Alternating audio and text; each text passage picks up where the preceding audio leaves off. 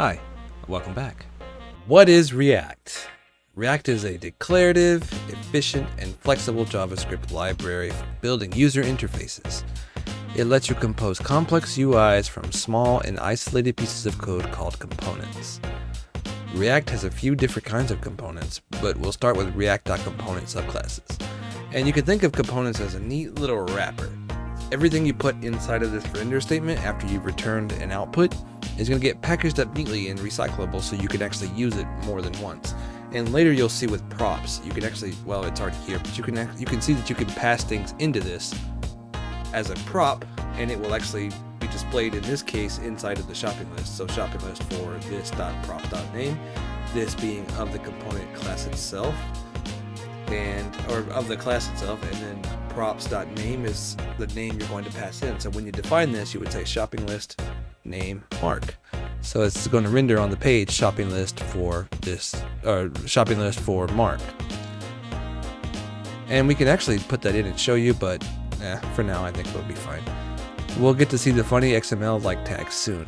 We use components to tell React what we want to do what we want to see on the screen.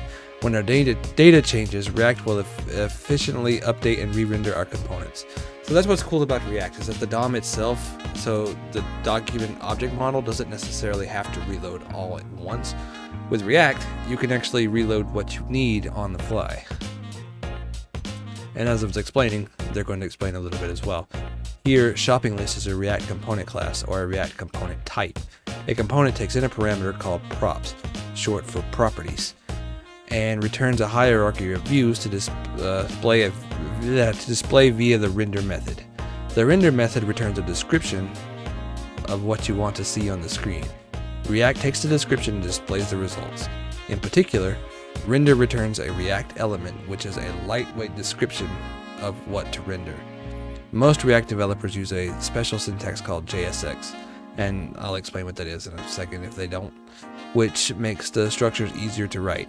The div syntax is transformed at build time to React.createElement div. The example above is equivalent to this. Okay, so I guess they are going to explain it. So React.createElement, in this case, it's going to create this div here, and it's going to give it a class of shopping list. So in React, you have to say class name and pass it in as an object, or rather, it's just going it doesn't necessarily have to be an object, but when you put it in as an argument, it has to be class name and not class. So if you have done some JavaScript, and you should be familiar with it if you're taking this lecture here, you have to have class name versus class in React. So it's just, don't get confused with class in JavaScript. It is functionally the same, but in React you must do it this way. So here it's saying return React create element. It's going to create a div, it's going to give it a class name of shopping list. Then we're going to create the children of it here, yada yada. They didn't really explain what this JSX is. So JSX is basically something like this. So let's just create a nice little example script. So we're just going to say example.js. And a JSX script would look something like this. So it's going to say const, and then we're just going to call it JSX for now. And you're going to just so you don't get confused, wrap it in the parentheses, but you kind of need to. It has to have an outermost element. So actually, let's just not do it that way. Let's just say div, and then we're going to pass in some kind of parentheses or something. It doesn't matter. And this is some text. This is JSX, essentially. You can pass this in, however, but you'll see it. You'll see more as we do the tutorial. So if you're curious, the create element is described in more detail in the API reference, but we won't be using it in this tutorial. Instead, we'll keep using JSX. JSX comes with the full power of JavaScript. I guess they are going to explain it.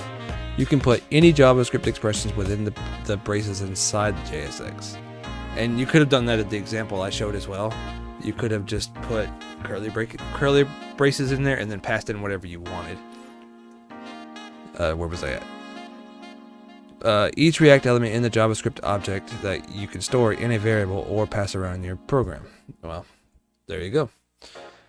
The shopping list component above only renders built-in DOM components like div and list. But you can compose and render custom React components too. For example, we can now refer to the whole shopping list by writing shopping list. And that's what I was saying, is it's like wrapping it in a wrapper. Wrapping it in a wrapper and it becomes reusable.